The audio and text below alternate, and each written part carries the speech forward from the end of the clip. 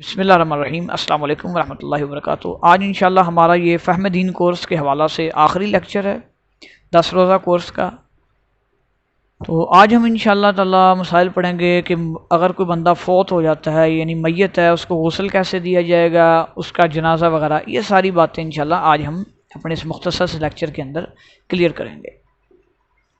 اچھا، سب سے پہلے تو بات آتی ہے کہ اس کے غسل کے حوالہ سے سب سے پہلے میت کو لٹایا جائے گا اور مطلب اس کے جو کپڑے وغیرہ ہیں اس کے کپڑوں کے اوپر پہلے کوئی بڑا سا سفید کپڑا یا جو بھی کپڑا میسر ہو وہ اس کے جسم کو ڈھانپنے کے لیے اس کے پورے جسم پہ ڈال دیا جائے گا، جس سے اس کا سطر ڈھانپا جائے، یعنی کندھوں کے یہ اس جگہ سے لے کے یہ ٹانگیں جو ہیں، آدھی ٹانگیں، یہ جیسے گوڈے یا گھٹنے کہہ لیں، یہاں تک ایک کپڑا ڈال دیا جائے گا تاکہ اس کا سطر ڈھانپا جائے، ٹھیک ہے۔ اس کے بعد اس کے کپڑوں کو کاٹ کے یا جس طرح بھی کھینچ کے اتار دیا جائے گا۔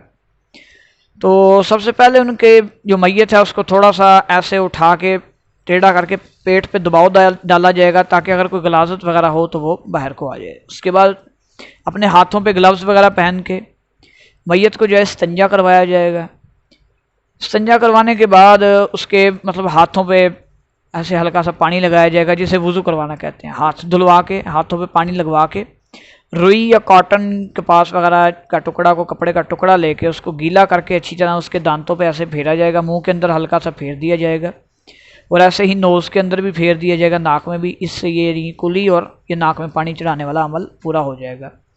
اس کے بعد اس کے چہرے کو دھویا جائے گا، چہرے کو صاف کیا جائے گا، داڑھی ہے تو اس کا ہلکا خلال وغیرہ کر دیا جائے گا۔ اس کے بعد بازو وغیرہ جو ہے اس کے مطلب کلیئر کیے جائیں گے، دھوئے جائیں گے۔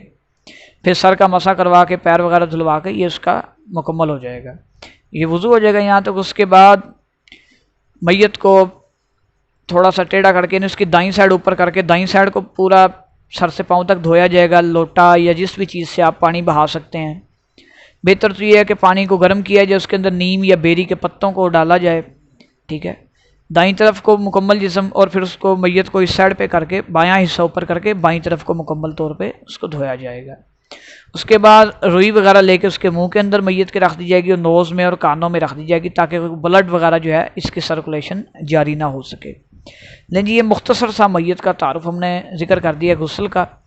اب آتے ہیں جنازہ کی طرف۔ جنازہ کے اندر اس میں 4 تکبیرات ہوتی ہیں۔ سب سے پہلی جو ہے جو اللہ اکبر کہا جاتا ہے، ہاتھ باندھ کے سب سے پہلے سبحانک اللہ، اس کے بعد سورۃ فاتحہ اور کوئی ایک سورت امام صاحب ملاتے ہیں، جو پیچھے کھڑے ہوں گے وہ صرف سورۃ فاتحہ کو پڑھیں گے یا سبحانک اللہ وغیرہ پڑھیں گے۔ سورت ملانے کے بعد امام صاحب پھر اللہ اکبر کہیں گے، دوبارہ ہاتھ باندھ لیں گے۔ اس میں اگر وہ ہاتھ اٹھاتے ہیں تب بھی ٹھیک ہے، نہیں اٹھاتے تو تب بھی ٹھیک ہے، کوئی مسئلہ نہیں ہے۔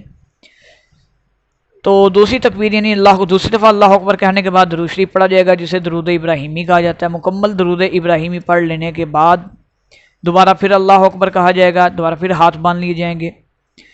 یہاں پہ پھر تیسری یعنی جو تیسری دفعہ اللہ اکبر کہا ہے اس کے بعد جنازہ کی دعائیں پڑھی جائیں گی، پیارے رسول کی پیاری دعائیں، جس کا ہم نے پہلے بھی تقریباً 2-3 لیکچر کے اندر تذکرہ کر دیا ہے۔ ان کے اندر یہ دعائیں موجود ہیں: اللہم اغفر لحینا و میتنا و شاہدنا و غائبنا و صغیرنا و کبیرنا و ذکرنا و انثانا، یہ والی مکمل دعا پڑھی جائے گی۔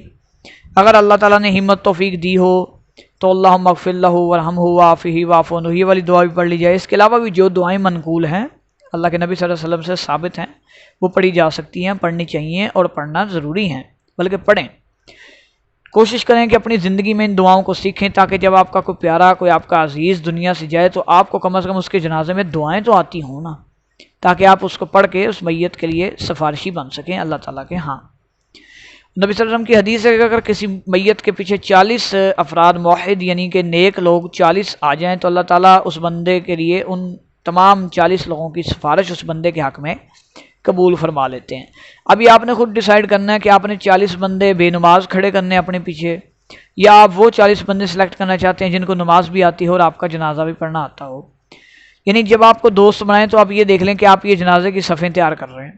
اب اپنے دوستوں کے ساتھ ایسے دوست بنائیے کہ جو کم از کم نمازی تو ہونا، یعنی جب آپ دنیا سے جا رہے ہوں تو آپ کو یہ اطمینان ہو کہ ہاں یہ میرے پیچھے کھڑے ہو کے اللہ سے میرے لیے دعا کریں گے۔ اچھا جی، یہ دعا وغیرہ پڑھنے کے بعد پھر دوبارہ اللہ اکبر کہہ کے ہاتھ مان لیے جائیں گے اور پھر السلام علیکم ورحمۃ اللہ اور السلام علیکم ورحمۃ اللہ۔ دونوں طرف سلام پھیرنا بھی درست ہے، اگر ایک طرف سلام پھیرا جاتا ہے تو وہ بھی درست اور جائز ہے، دونوں طرح سے ٹھیک ہے۔ یہ تھا مختصر سا جنازہ۔ اس کے بعد جنازے کو جو ہے قبرستان کے اندر لے جایا جائے گا، دفن کیا جائے گا۔ دفن کرنے کے بعد پھر وہاں پہ دعا کی جائے گی میت کے لیے دوبارہ سے، اس کے بعد بس واپس آ جائیں اس کے لیے، پھر آگے میت کا اپنا معاملہ شروع ہو جاتا ہے، اللہ تعالیٰ اس کو جزا دیتے ہیں، سزا دیتے ہیں، یا جو بھی معاملات اس کے ساتھ کرتے ہیں۔ تو یہ تھا مختصر سا میت کے جنازہ غسل وغیرہ کا تعارف۔ امید کرتے ہیں کہ آپ کو انشاءاللہ ویڈیو کی سمجھ آ چکی ہوگی۔